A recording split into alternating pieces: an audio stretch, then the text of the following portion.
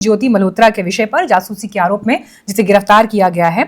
और इस पर विक्रम सर मैं आपका रिएक्शन चाहती हूँ, लेकिन उससे पहले मैं हिसार पुलिस ने जो एक पोस्ट किया था और उनके उस पोस्ट में दरअसल ये सलाह थी मीडिया प्लेटफॉर्म्स को और बहुत सारे सोशल मीडिया प्लेटफॉर्म्स को जहां पर ये रिपोर्ट हो रही ज्योति के बारे में अलग अलग तरह के खुलासे किए जा रहे हैं, उन चीजों को रिपोर्ट किया जा रहा है। तो कुछ पॉइंट्स हैं, अगर हमारे पास इसके पॉइंटर्स हैं तो जरा वो भी हाईलाइट करिएगा उस लेटर का जो रिलीज किया गया है। इसमें पॉइंट नंबर 2 में देखिए लिखा है, आरोपी की किसी भी सैन्य, रक्षा या रणनीतिक जानकारी तक पहुंच होने के बारे में कोई तथ्य अभी तक सामने नहीं आया है। पॉइंट नंबर 3, पुलिस द्वारा जब्त इलेक्ट्रॉनिक उपकरणों को जांच के लिए फॉरेंसिक भेजा गया है, विश्लेषण जारी है, अभी तक विश्लेषण का परिणाम हिसार पुलिस को सौंपा नहीं गया। आरोपी के व्हाट्सएप चैट के बारे में अभी कुछ भी टिप्पणी नहीं की जा सकती है। पॉइंट 4, आरोपी की कथित डायरी के जो पन्ने सार्वजनिक रूप से दिखाए जा रहे हैं वो पुलिस के कब्जे में नहीं है। पॉइंट 5, आरोपी के 4 बैंक अकाउंट की गहनता से विश्लेषण जारी है, पैसों के लेन देन के बारे में अभी कोई टिप्पणी नहीं की जा सकती है। आरोपी के किसी पीआईओ के साथ शादी, धर्म परिवर्तन इत्यादि के बारे में अभी तक कोई तथ्य सामने नहीं आया है। और सबसे जरूरी बात जो मैं पढ़ रही हूं अभी, आरोपी निश्चित ही ये जानते हुए कि कुछ लोग पीआईओज हैं उनसे संपर्क में थी, लेकिन अभी तक सीधे तौर पर ऐसा कोई तथ्य सामने नहीं आया है जिससे यह कहा जा सके कि आरोपी का संपर्क किसी आतंकवादी संगठन से था और आरोपी की किसी भी आतंकवादी घटनाओं में संलिप्तता को लेकर कोई तथ्य अभी तक सामने नहीं आया है। Vikram sir, I am sure कि आप भी लगातार देख रहे होंगे किस तरह की रिपोर्टिंग जासूसी और उस सभी मुद्दों पर हो रही है, कहां कहां से क्या क्या निकल कर आ रहा है, क्या तस्वीरें आ रही हैं। किसी का पाकिस्तान चले जाना ही आज की तारीख में देशद्रोह और देशभक्त की कैटेगरी में लोग डाल रहे हैं। इन भावनाओं को समझा जा सकता है, लेकिन सर भावनाएं तथ्य के आगे, फैक्ट्स के आगे, फाइंडिंग्स के आगे कई बार खत्म हो जाती हैं। ये जो पॉइंट सर मैंने हाईलाइट किए अभी, ये किस तरफ इशारा कर रहे हैं आपकी एक्सपर्टीज के हिसाब से?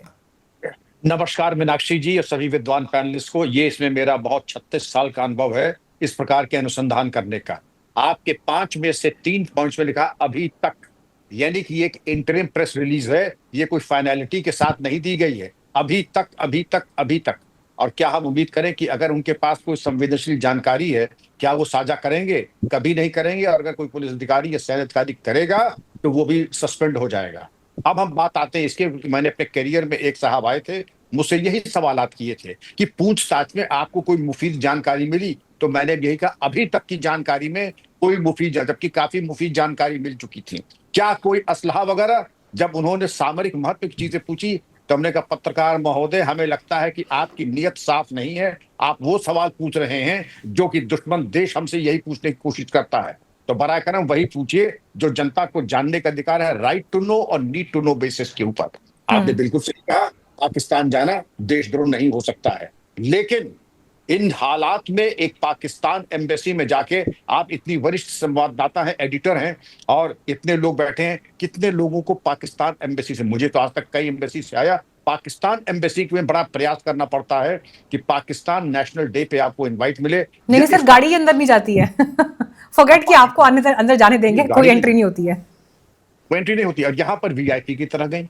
और इसके साथ पहलगाम के पहले, हमले के पहले पहलगाम वो जाती हैं, सारी दुनिया में तमाम क्षेत्र थे पहलगाम में जाकर के, और इसको ये कहना सामरिक महत्व की चीज है। तो क्या वो हमारे टैंक्स या ब्रह्मोस की जानकारी, ये इनकी सलाहियत नहीं है, ये इसकी जानकारी। लेकिन जो जानकारी दे सकती थी, पहलगाम का वीडियो हो या बॉर्डर के एरियाज हो, और आईएसआई का एक पैम्फलेट है इंटेलिजेंस का जो अपने ऑपरेटिव को देता है, हम बहुत कुछ जान सकते हैं गुफ्तगू करके और गौर से देख करके। तो इन्होंने गुफ्तगू भी किया और गौर से देखा भी और उसको दुनिया में साझा भी किया। बहुत अच्छी जानकारी उन्होंने पहलगाम के बारे में जब जाहिर कर दी। और पहलगाम जाना अपने में ही सस्पिशियस है, पाकिस्तान एम्बेसी में जाना सस्पिशियस है। और जिसको मैं कह रहा, मैं एक एक बिंदु और आपको बताता हूं, जैसे आपने 5 पॉइंट बताया, मैं आपको 8 पॉइंट बता रहा हूं। पाकिस्तान से इनवाइट आना, पाकिस्तान एम्बेसी में जाना, मोस्ट फेवर्ड पर्सन होकर के वहां की हॉस्पिटैलिटी एक्सेप्ट करना, मरियम नवाज के साथ साक्षात्कार करना, और ये वहां की हॉस्पिटैलिटी को अवेल करना, जानते हुए कि पाकिस्तान एक दुश्मन राष्ट्र है, वहां पे इस तरीके के जा करके आत्मीयता और सौहार्द दिखाना, ये चीज सस्पिशियस है। मैं ये आरोप नहीं लगा रहा हूं, मैं कह रहा हूं अत्यंत सस्पिशियस है। इसके अलावा लिविंग बियॉन्ड मीन्स, आपने उसकी ज्योति के घर की हालात देखे, और इसको कहते हैं income disproportionate to known sources of income, जो आमदनी का जरिया है उससे कहीं ज्यादा खर्चा है। ये तो एक्सप्लेन करना ही पड़ेगा। और अब तक, जैसे कहना अब तक 4 बार तो कह दिया अब तक, ये वही बात है कि ये इन्वेस्टिगेशन कंटिन्यूअस प्रोसेस है।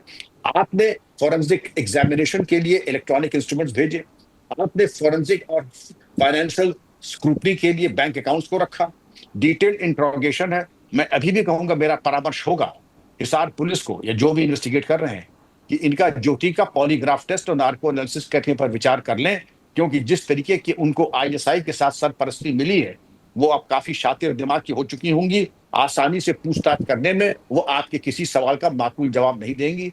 लेकिन अब उनको भी, आप ज्योति तो छोड़ दीजिए, बड़े मियाँ छोटे मियाँ, सुभान अल्लाह, अब ज्योति के डिफेंस में तमाम पत्रकार आ गए। उसने आखिर ऐसी क्या गलती करती थी? और जब उसने कह ही दिया कि सामरिक महत्व की कोई चीज उसके पास से नहीं मिली, तो उसको एक तरीके से प्रमाण पत्र मिल गया कि अब उसको हमें छोड़ देना चाहिए और एक माफीनामा देना चाहिए।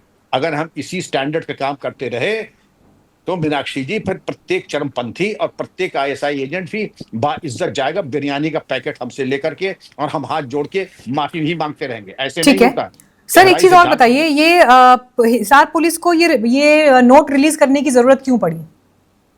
नोट रिलीज करने की ये भ्रम की स्थिति, आज का जमाना है fake news, deep fake news, उसकी भ्रम की स्थिति को दूर करने के लिए। क्योंकि जितने मुंह उतनी बात। एक आपने कहा कि डायरी की चीज आ गई, अगर डायरी इतनी महत्वपूर्ण है, इतनी संवेदनशील है, तो पुलिस के पास क्यों नहीं है? और अगर पुलिस के पास नहीं है तो डायरी के बाबत ये बिल्कुल फेक न्यूज है, और इसी को चीज को भ्रम की स्थिति दूर करने के लिए। और दूसरा, हमारी हर चीज को आप ब्रह्म सत्य, शाश्वत सत्य न मान लिया कीजिए।